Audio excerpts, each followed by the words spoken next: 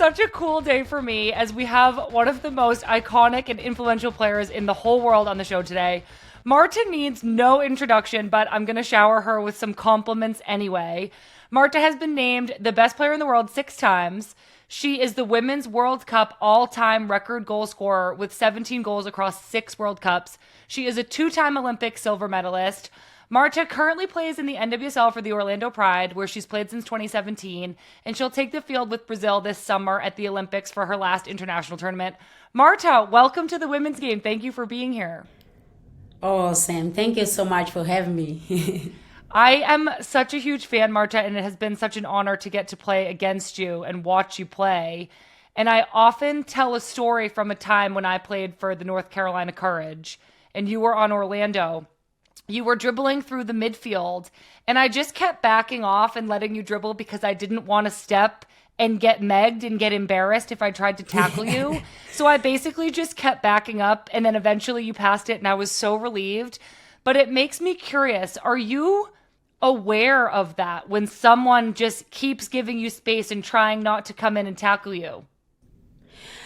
No, I'm not. I mean, it's fine, I always try to read the situation and put myself in one comfortable situation. Like if I'm gonna play against you, I know you're big, you're strong, so I need to find a way to be more fast and think about the situation quickly and go after that. But it's normal, and not in, but sometime depend because sometimes some players just tackle without the ball, and then make me a little bit mad. But soon as I feeling that feeling, make me feeling more power, I want to go 1v1 against that player. I want to make she work more, but in a good way, no tackle back, but well, you make me mad, and then I'm gonna try to show you how I can act about this. Yes, I love that. You do. You always respond to everything that happens so well. And we're going to get into this later. I think one of the things that has made you such a special player for so long is your passion and your competitiveness and your will to win. But I want to start at the very beginning of your life. As a young football player growing up in Brazil, what was playing football like for you? Well, from beginning, there was only a, fun game, because I can tell you whole my family, my cousins, my uncles, everybody plays soccer. But the only thing was different. There was me, because all of the other people was boys, and I grew up in this family, but no other girl was interested to play soccer or have talent for play soccer. So from beginning, I was involved because of them, because of my cousins, and I don't want to be out when they go to the street and play. But after a while, when I turned 9 to 10, I started feeling oh wow, I can do well. I can play okay, even though sometimes it was big and me and strong and me, and then I still can make special things, and then I feel okay, I like this game. So I started think about how can I use this for helping my family, for growing in every situation, because I come from one place in Brazil, how it's really small, and this side of Brazil, it's very, very poor, almost no options for work, and have a future there, and soccer show me you can use this game for develop your life and then help your family, change this situation. So I started think about that really early, and then just wait for the opportunity.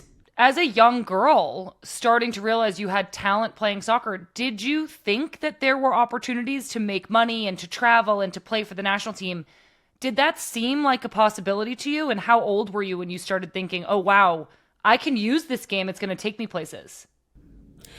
Well, there was like a small thing, like a small step, that make me feeling like that. Because I can tell you, at that time there was no perspective for any girl like dream about like play soccer, be a professional, live a life with like soccer, and yeah, like construct like a family, help people, make money. But like there was a step by step, and then I at that time like I was play like for make $50 per month, something like that. And for me that was okay because I had nothing, so I started feeling, how can I keep in play and then like make more money? If I stay here in my state, this little state, I don't think I'm gonna have like this opportunity. So I'm looking for like move to Rio or Sao Paulo because there was another situation there. There was women's soccer there, teams. Right. And then there was close for the national team, like camp. So I just wait for the opportunity, and then I can tell you this opportunity come like with like a really disappointing situation. Oh, really? Because I used to play with boys Uh-huh. and represent like my school, and there was only me like in the middle of like 1,000 boys there. And I play a tournament every single year, and after 2 years one of the coach from the other team come to the administration people there and then say like, hey, if you guys let that girl play next year, I'm gonna take my team out from the tournament. So I was like 13 to 14 years old, and then I just didn't understand why I couldn't play, But there was no rules how say like, no, she can't play. Or yes, she can play. But after that, I just met like the people how was organized the tournament, and then he come to me and say like, yes, you can play because they don't gonna let you play anymore. But well, I'm gonna move it to Rio de Janeiro. Wow. If you wanna come to Rio, I'm find a woman team there for you to do a test and then see what happened. Yeah. So say, let's go. I say yes. Amazing. So then Let's you went go. to Rio and you started training with the women's team. And what happened next? Like, where did you go from there? Yeah, I was 14 when I did that, and I take a bus. There was like 3 days. You went on a bus for 3 days to get to Rio? 3 days, yeah. Wow. No shower, and And then I have not so much money, so I just like, okay, I can eat like breakfast when the bus stop, and then lunch and dinner, but I can't do any crazy things because I did have so much money, and I did that. And then when I arrived, I was like by myself, of course, and then live with his family there for a little bit. And just one day he come to me and say like, yeah, it's today. The test is today. After my gosh. After I was there like 10 days. And I said, wow, today? Okay, let's go. So I just went to training and did my things. Yeah. And I am assuming it went really well. Oh, that was good. Yeah, that was okay.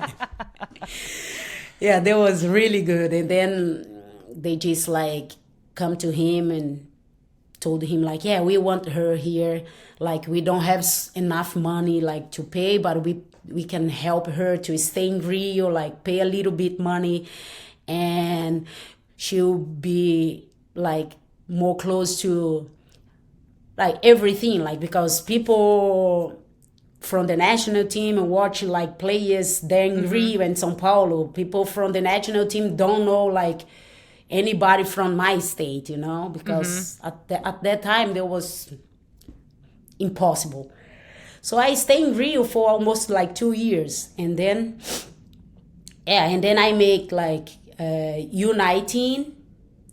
I was 15 years old, and then after that I went to the national team, like the full principal team, like the senior team. Yeah, the full team. Yeah. So this leads me to my next question. I know that you've been to 6 World Cups. Your first one with the full team was in 2003. But in your second World Cup in 2007, which you won the golden ball and the golden boot at that World Cup. So that's, for people who don't know, best player in the tournament and most goals in the tournament. 2007 was like the year of Marta, as were many other years. But unfortunately for us, against the U.S. women's national team in 2007, in the semifinal, you scored a goal that is like still talked about as being the best goal ever scored in a World Cup. You flicked the ball around one defender, you shifted inside another, and then you slotted it home. And I have seen this clip replayed so many times, Marta. It's kind of like a legend of the game. So my question for you in that moment, or really in any moment that you're pulling off these moments of incredible skill, how much are you thinking about what you're doing? And how much is it just natural? Your body knows what to do and your body takes over. I don't think about, you know, it just happened in the moment. Like after this that situation, everything, the goal, I was watch like maybe 1,000 times too, and then I ask myself how I did that, you know. It just like it just happened. It's come like so fast, Yeah. and it's fast, you know. Like so, sometimes like you need to like work with your brain like very fast, like what I'm gonna do. So I just like realized the player was really close to me, and then I just, okay, I'm gonna flip like to one side and then go to the other side, and then happy, you know. So yeah, but I mean at that time the things was much easy to do, you know. Yeah, I know what you mean. Well, so that was almost 20 years ago now. Like the longevity of your career, it's insane to imagine that you've been this good for this long. Longevity is, yes, about being good. It's about form, but it's also about fitness and staying healthy. So what do you credit that you've been able to play at this level for so long to? I ask myself every single day for something like special, like, hey, today you need to be better than yesterday. Or yesterday in training, you like pass like 3-4 pass, like very bad pass. You can't do it today. So I put myself in this like, you know, position all the time that I challenge myself. Yeah. It's like sometimes it's hard because I need to be like talk about the reality now, you know. I'm not 20 years old anymore. So I need to be a little bit more smart on the field, like my act need to be like more, you know, something that connect with my age, you know, like. So I try to be a little bit more smart. When I was 20 years old, like I just run and just give me the ball and then I'm gonna challenge all the time. Now I understand I can't do it all the time. So, but at the same time I question myself, like, do you did like a good training? Do you did like a good game? Maybe no, you can do better. And I can tell you, I'm not do like crazy things, you know. I have my moments like with my friends and family that I enjoy like a beer, like, you know. But Me like too. It's not, yeah, you know it's. But I still like have like how can I say, like in my thoughts that I am like an athlete. I can't do everything that other people can do, you know. Yeah. And then I hate to lose. So even I need to run against like a really young player and then she's faster than me. Here, I think I can win. So I just like, yeah, you go. you need to do, you know? You put yourself in this situation, now you go. So you don't gonna waste your time. If you Yep. still play, it's because you can do something special. Yeah. It sounds like you hold yourself to a really high standard and you're competitive. And it makes me curious how your role, you've talked a little bit about how, let's say 20 years ago, maybe your style of play was a little bit different and you've adapted and you've grown and you've become really smart, but you are still clearly pushing all the time, especially in the NWSL. But I imagine that your role on the Brazilian national team has gone through a similar kind of transition and change from when you started in 2003. What does that look like? How does that feel for you? How have you been preparing your younger teammates to lead the Brazilian team once you do step away? I talk a lot with them, you know. I be like very honest with them. Like I say, I want to play, but if you do better than me, I'm gonna see it and then applaud you because you know you deserve. But you need to work hard for that. Otherwise, I'm gonna keep playing, and then you're gonna sit on the bench, you know, and like thank God that we have like a really, really different situation in the national team now as was when I come to the national team. Because I was really young and then I started make things and then show the world like my style really quick.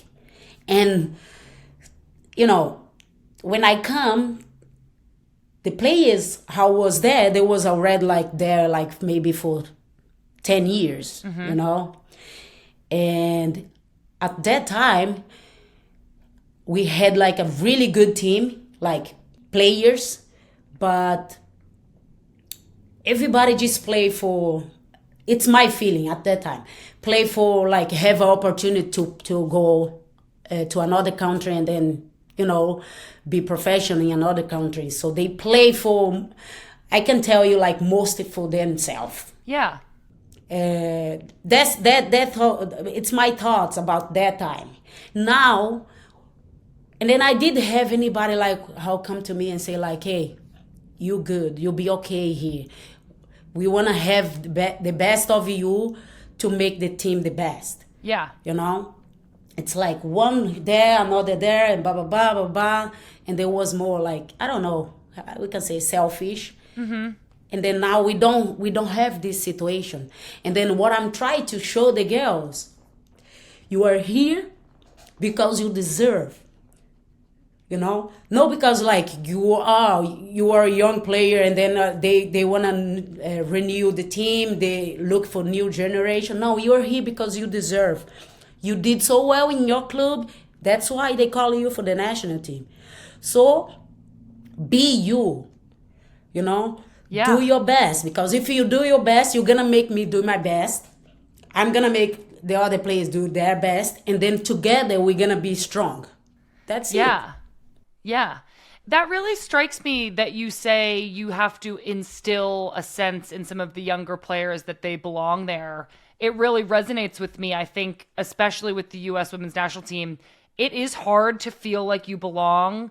And I imagine for the young Brazilian players to say, yeah, I'm Marta's teammate, I'm Debinha's teammate, to feel like they can own their place there. But I can't imagine anything more powerful than having somebody like you reinforce that and tell them, you do belong here. You need to push to take my spot. I think that is so motivating. And so I think my next question would be, with the way that you have helped bring this team together, what is next and how can this group bring a world title to the Brazilian national team? I think it's like what they do in the club, you know, it reflects so much what they can do in the national team. Because when we are together there, we have control about almost everything, you know. We eat good, we try to sleep in a good time, like we training good. But when you leave the national team, it's about yourself. Like, what do you do, like, in training? Did you, like, give your best in training? Like, did you, like, keeping training what the coach from the national team told you to do, Yep. like even like when you are with the club, it's about Yeah. their mentality. And then I think we look like much better than like 10 years ago, because the players know they starting to understand like be good, it's not enough to be like the best. Be good, it's good, but you need to improve every single day. You need to, like, especially now because the game is starting to be so fast. Like, you need to be in a good shape. You need to know what is good for you, like as an athlete, and keeping be health, Yeah, So it sounds like the ask here. Sorry, I know my dog's barking. I'm hoping they can kill it out in the audio. I know Zach. I have a dog here too, but he's so quiet. I think somebody must have pulled in the driveway. I think it sounds like the expectation is that everything that's in your control when you're in camp with Brazil, you have to have those really high expectations for the rest of your teammates when they're outside of camp too. So you're asking everybody to go away from camp and continue to really hold themselves to those high standards. I really love that. I am just going to go take 30 seconds and try and see what my dog's barking at. I'm going to be right back. I'm Don't worry. so sorry. Hang on. It's okay. So, you have played for the Orlando Pride since 2017, and you seem to have a little Brazilian group out there. There's you, Rafa, Luana, Adriana, and Angelina. What is that like having so many Brazilian teammates with you on your club team? Well, when I get to know they come, like I was so happy, because I mean, like I've been here like maybe 80 years now, yeah. And like I miss my family, I miss like Brazil, like I miss like my friends, and they are my family and friends here too. So I also like help a lot when we play, because we can speak Portuguese and you guys don't understand anything, So yeah, so I'm really happy like to have them here, and it's been like so nice to play with them, like also like play with them in the national team, and then now we can spend more time here, so it's so easy to have them here. Yeah, that's amazing. I know there's a lot of Brazilian players throughout the NWSL, Debinha, Bruninha, Ari Borges, Caroline, and even a few others. And so I think you're one of the kind of original Brazilian players who wanted to play in the NWSL. Do you like recommend it to your Brazilian teammates? Do you think that this is the best place for them to be playing and training day in and day out? Oh, every single year, I always, when I was in Brazil or like with the national team or for vacation, and then I had the opportunity to play, to talk with the players there, I always recommend like go to America, because like for me, it's a good opportunity for them to be in one league. How put them like in challenge situation all the time. Like you need to be in fit. You need to be fit. You need to be physical. You need to like read the game fast. It's you never know what they're gonna have in the games here. Right. I know. But one thing you need to be fast and then think fast and then be fit, and then this like help you to come to the national team and then like play against everybody, and then don't feel like you are here and then they are here, like because Brazil always was like good with the ball, but like technical, so good, but like the physical part was always down, especially in the second half. Yeah, I'm honest, Yeah. So and then some players come to me and say like, hey, what are you doing, like you do something extra, because I always feeling like, okay, I'm doing well in my club, but when I come to the national team I feel like tired, like a little bit more fast. And then I say like, some players how come to me and talk about that there was no player here, they play in another league, and then I say like, you need to be honest with yourself. Did the games that you play put you in like a very very high level to compete? Oh, some games yes, but some games no. And I say yeah, so you need to find a way. You need maybe to train a little bit extra. You need to, because when you go out and play tournament like Olympics or World Cup, you're gonna play against players how it's so fit, so Yeah. fast, and don't like you don't gonna have success if you don't feel like that, if you don't prepare yourself for that. Right. Like the So NWSL, the style of the NWSL really mimics a really high level, fast paced tournament almost because yeah, there is a lot of running, there's a lot of transition, everybody's athletic and fast, and it asks a lot from you physically. yeah, sometimes it's too much, and I sometimes know. take it easy. Let's keep the ball. Say, can we keep the ball? I know. Sometimes you just need a little mix between the fast Yeah, pace and then the yeah. slowing it down. I'm with you on that. So this year, today, as we record this, your Orlando Pride team is currently undefeated, knock on wood, and you're bouncing between first and second place. But historically, the team hasn't had this much success. So can you tell us about one of the newer factors in this, your coach, Seb Hines? What is it that he's bringing to the Pride that has been such a good fit? I don't know. I'm sorry. No, I'm joking.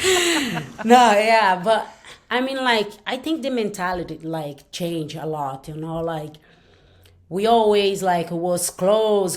Like last year was close to make the playoffs. And then like, wow, because we considered like some goals that we should not. We like lose point, like especially in home games. We need to be more like how I say like consist, like find a balance. And then I think we start okay in this year. I think like we first like I think we defend very well this year and in the past. Plus we starting score goals Yeah. because last year like we create like have a lot of chance but did finishing goal. And this year, like we started like put the ball in the net, so it's something that, of course, make a huge difference. Also, like give you like more, how can I say like encourage, like Yeah, yes, it's we exciting can do to score that. goals and win. It brings the team together. Yeah, exactly. So the first 3 points that we had in this season, I come to the girls and say like, girls, this need to be almost every single game. We need to love to win the games, and then this need to be like a routine in your, environment. Like game day, Yep. we need to look for 3 point, no matter what, and then we need to work hard for that. Yeah. Then I think like to now, yeah.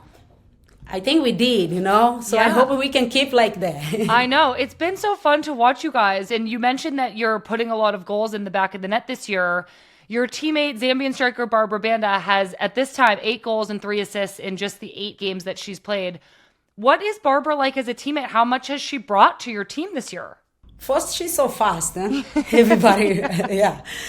She's really fast. And the situation that we create like last year and did score, we did in this year until now, and she was there for score. She was, So I mean, like, of course, she bring like a lot of confidence for us, like to just like work on to put her in good situation, like make sure like we can find her like in good position for score goals, and yeah, like find the final pass. This is our job to do that, and then she can do the rest. Yep. Yeah, for sure. Well, watching your Orlando team has been so much fun. I know that the Olympics is coming up, so you will step away from Orlando for a few weeks to go and help Brazil.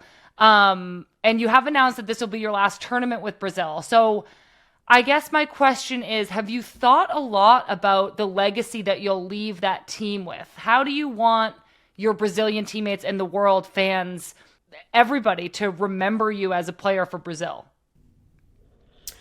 Well, first I wanna like win like so many games with Orlando, so I can leave the team like with a good feeling and good position.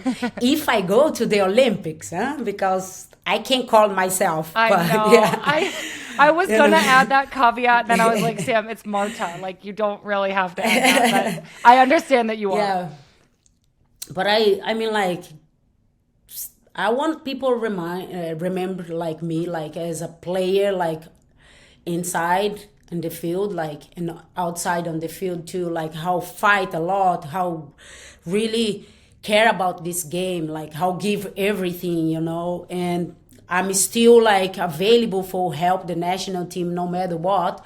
Of course, like now people talk about so much about like the World Cup 2027 in Brazil. Yes, I'm so happy about that, but it's hard, People say, no, you can't stop. You need to play the last World Cup. And I say, it's not about that. It's about like it's 3 years, like to. But I wanna be available for the national team, like in every like any circumstance. Like if they think like I can help the players, like if I can be there and like just you know help them, and also like train with them, do something, because I can't be out of this big moment, like have a World Cup in Brazil, and I want to enjoy every moment. But yeah, right now, yes, my decision is I'm not gonna play as a player the World Cup, but I'm gonna play as like a Brazilian support, like somebody how love this game.